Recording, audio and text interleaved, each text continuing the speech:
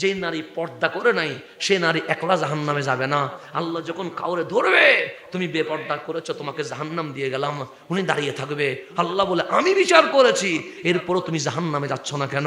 তখন উনি আল্লাহরে বলবে মালিক তুমি যে আমার জাহান্নাম দিয়েছো, আমার রিট করার কোনো সুযোগ নাই, শুনানি করার কোনো সুযোগ নাই, উচ্চ আদালতে যাওয়ার সুযোগ নাই, কারণ আলাইসাল্লাহু বিআহকামিল হাকিমিন, আমি তো জাহান্নামী, এতে কোনো সন্দেহ নাই মালিক। তবে আমি যে বেপর্দা চলেছি এর মধ্যে তো কিছু মানুষ দায়ী আছে।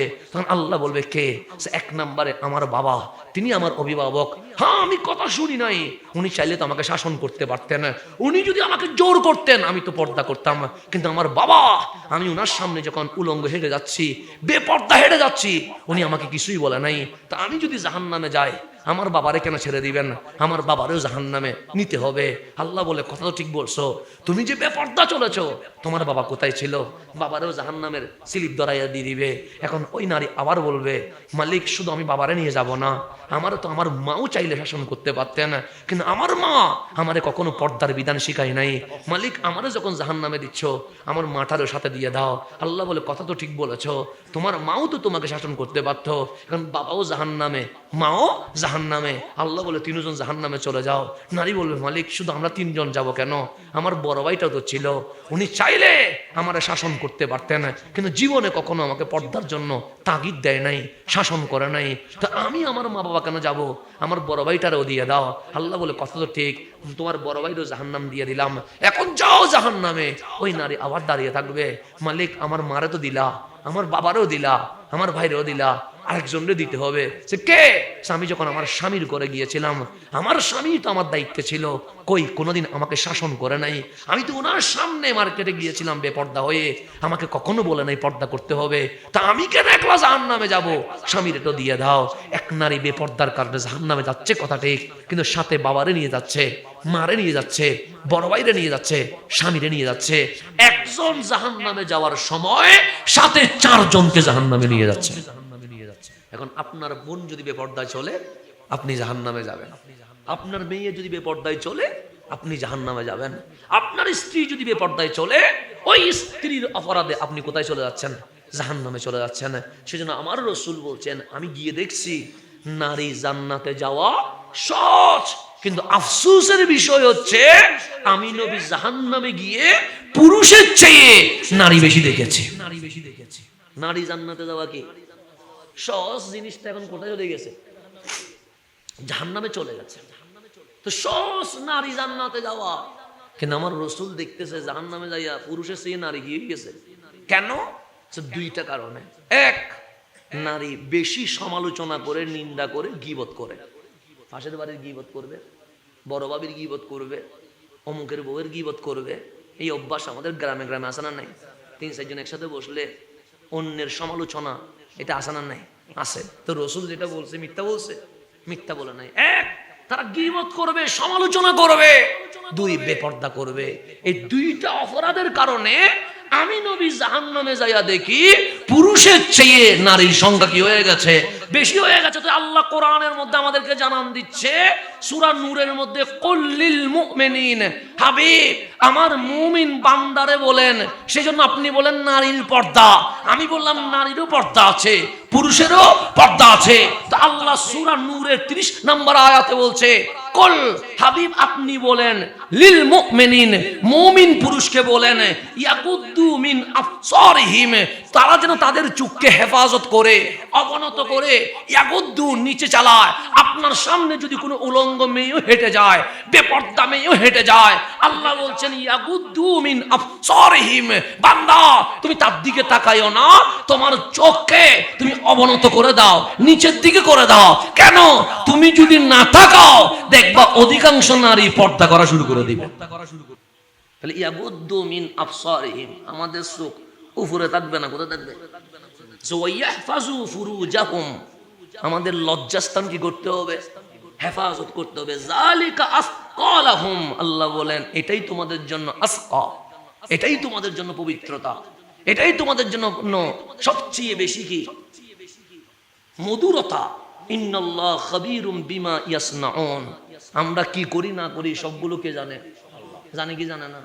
এই পুরুষরে এটা বলার পর হচ্ছে ওয়া কুল্লিল মুমিনাত, হাবিব নারীদেরকে বলেন, আগে পুরুষ এরপর কি নারী। ইয়াকুদুনা মিন আবসারিহিন্না, তারাও যেন তাদের চোখকে কি করে অবনত করে, নিচু করে, ওয়াইয়াহফাজনা ফুরুজাহুন্না, নিজের লজ্জাস্থানকে যেন কি করে হেফাজত করে, ওয়ালা ইউবদিনা জিনাতাহুন্না, তাদের জিনত তাদের সৌন্দর্য সমাজের সামনে যেন ওপেন করে না দেয়। ইল্লা মা যাহারা মিনহা, যেগুলো প্রকাশ হয় এগুলোর জন্য ধরা যাবে না, কিন্তু যেগুলো প্রকাশ করা যায় না এগুলো যেন কখনো প্রকাশ না করে। ঘোষণাকার আল্লাহ। এখন পর্দা করতে বলতেছে কে?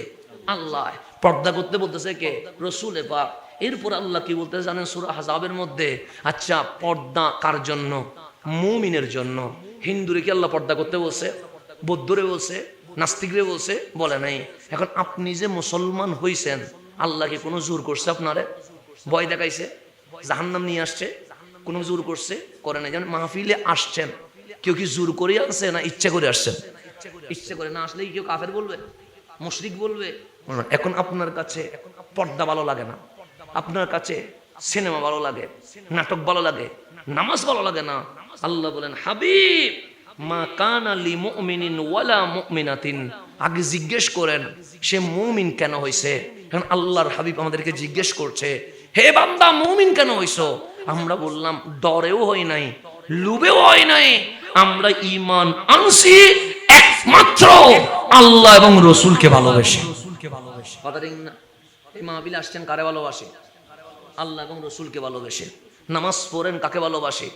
আল্লাহ এবং রাসূলকে। আল্লাহ বলে, হিন্দুর জন্য আমি কিছু বলবো না, বৌদ্ধর জন্য আমি কিছু বলবো না, ইহুদির জন্য আমি কিছু বলবো না, খ্রিস্টানের জন্য আমি কিছু বলবো না। মা কানা লিল মুমিনিন ওয়ালা মুমিনাতিন ইযা কাদাল্লাহু ওয়া রাসূলুহু আমরা আন ইয়াকুনা লাহুমুল খিয়ারা মিন আমরিহিম, সে মুমিন নরনারীর কোনো অধিকার নাই। আমি আল্লাহ, আমার রাসূল যে কোনো বিষয়ে ফয়সালা দিয়ে দিলে এর বাইরে গিয়ে অন্য কিছু পছন্দ করার কোনো সুযোগ। এটা কার জন্য? মুমিনের জন্য। আল্লাহ বলছেন পর্দা করতে হবে, এর বাইরে যাওয়ার কোনো সুযোগ নাই। আল্লাহ বলছেন নামাজ পড়তে হবে, এর বাইরে যাওয়ার কোনো সুযোগ। আল্লাহ বলেন সিনেমা দেখা যাবে না, এর বাইরে নার বাইরে হাঁ করার কোনো সুযোগ। তো করলে কি হবে? আল্লাহ বলছেন মাইয়াসিল্লাহ ওয়া রাসূলাহু, যে আল্লাহ এবং রাসূলের অবাধ্যতা করবে, ফাকাদ দাল্লা দলালাম মুবিনা, সে নিজেকে মুসলমান দাবি করলেও আমি আল্লাহ বলছি সে সুস্পষ্ট পথভ্রষ্ট হয়ে গেছে, বেঈমান হয়ে গেছে। উপরে মুসলমান আছে, ভিতরে কি হয়ে গেছে? পুরুষের জন্য পর্দা আছে, নারীর জন্য পর্দা আছে। আমাদের সতর আছে, নারীরও কি আছে? সতর আছে। এই সতর মানতে হবে, পর্দা মানতে হবে। পর্দার বাহিরে গেলেই অশান্তি হবে, পর্দার বাহিরে গেলেই ঘরের মধ্যে আযাব আসবে, পর্দার বাহিরে গেলে তালাক বাড়বে, পর্দার বাহিরে গেলে পরকীয়া বাড়বে, পর্দার বাহিরে গেলে সন্তান মা বাবার বৃদ্ধাশ্রমে পাঠাবে, পর্দার বাহিরে গেলে যত ধরনের অশান্তি আছে সমস্ত অশান্তি বাড়তে থাকবে। যত বেশি পর্দা করবেন তত বেশি দামি হবেন। যেমন রাবিয়া বসরি, উনি কি কোনো দেশের প্রধানমন্ত্রী ছিলেন, রাষ্ট্রপতি ছিলেন, এমপি বা মন্ত্রী ছিলেন? কিন্তু রাবিয়া বসরি বললে আপনারা সবাই নামটা পরিচিত না অপরিচিত? কেন পরিচিত? উনি তো প্রধানমন্ত্রী ছিলেন না, রাষ্ট্রপতি ছিলেন না। কত নারী রাষ্ট্রপতি ছিলেন, তাদের নাম মুছে গেছে। কত নারী মন্ত্রী ছিলেন, তাদের নাম কি হয়ে গেছে? মুছে গেছে। রাবিয়া বসরির নাম রয়ে গেছে। কেন? পর্দা ওনাকে এত দামি করেছে, কিয়ামত পর্যন্ত মুখে মুখে ওনার নাম রয়ে গেছে। তাহলে পর্দা করলে দামি হয় না অদামি হয়? আম্মা জান আয়েশা দামি হয়েছে, আম্মা জান খাদিজা দামি হয়েছে, মা মরিয়ম দামি হয়েছে, মা হাজরা দামি হয়েছে। সবাই দামি হয়েছে কিসের কারণে? পর্দার কারণে। আল্লাহ যেন আমাদেরকে বুঝবার তৌফিক নসিব করে।